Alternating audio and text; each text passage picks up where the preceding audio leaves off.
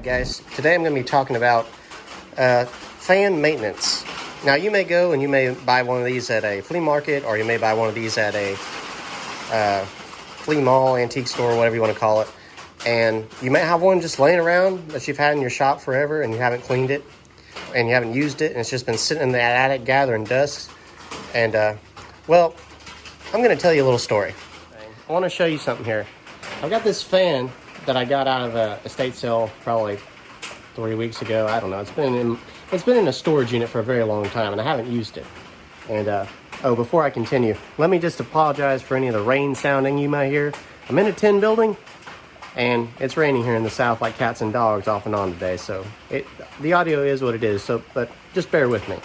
So if you buy these things from an estate sale, or you get one out of out of your basement that you haven't used in a while, you might run into a problem. Like, for example, the blades may just be stiff, and that means the motor shaft right here, if you can see it, if I can angle this in there. Let me do this differently. I don't know if you can see this, but anyway, the shaft that you see right here, if I can point it. So basically, if you see this shaft right here, that can get frozen up most of the time from just sitting. And usually you can move it around, grease it up a little bit, you're good to go. But a lot of people don't think about, when you buy these fans or let them sit for a while, that how dirty they actually are. Like, the motors can get gunk and stuff just absolutely packed into them over the years. Because you may use this thing for a painting business. You may use it to, I don't know, keep sawdust out of your shop when you're sawing wood. I don't know what you're using them for. Hopefully you're using them to stay cool, or for something reasonably OSHA regulated. Maybe. I'm definitely am. Anyway, so let me just show you what I found with this fan, because I plugged it up, didn't even think about it. I just plugged it in, ran it for a couple days. It's been really hot down here in the south, and it just shut off on me all of a sudden. I realized when I'm sitting outside, I was relaxing one evening, this fan was on in here. I just started smelling something burning. I come in here, the dang thing just stopped spinning, and it was basically really, really hot. I put my hand up to it, it was about to catch fire. I could smell it just boiling and cooking. So I want to figure out what's wrong with this thing. Let me show you the other fan, which is pretty much identical to it.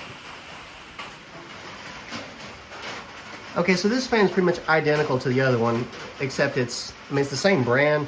Technically it says industrial, but there's not really much difference in speed or anything else on that fan. Someone just used it for something like, I don't know, they put it against, I don't know, their trailer or whatever. They put this weird pipe wrap around it to keep it from scratching floors, I guess. I don't know. Got a bunch of spray paint in it, whatever. Anyway, you can look down in this motor right here. It's pretty clean. There's a little oxidization. You can see that little bluing there or whatever. It's fine. This thing works great. Now, this fan right here, it looks good on the outside. It looks, you know, looks really clean. If you can see the kind of, I don't know if you can see the coils down in here. They're kind of clean. But then you go into where this is. And I don't know if you can see this really well. Let me see if I can get me a flashlight to show y'all. Doing all this one-handed. Hold on. All right, bear with me. You see all this crap in here? See that? It looks basically like a sponge. All of this is lint and other assorted junk that has accumulated in this fan from wherever it was originally. Now, there's a problem with this. The reason this fan stopped working, unfortunately, is because all this gunk kept air from coming in here. That's what this is. This air is that comes through these little slots here. It goes through the motor and actually helps cool it and keep it from overheating.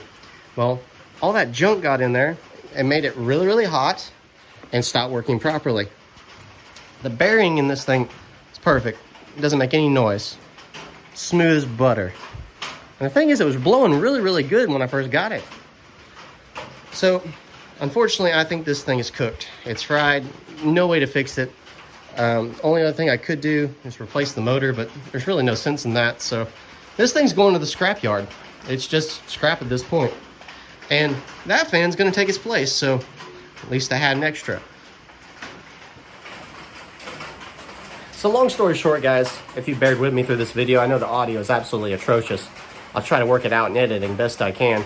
But this was just a random thought I had to share with you, because It's hot out there, and you could seriously hurt yourself or your family by not maintaining your fans.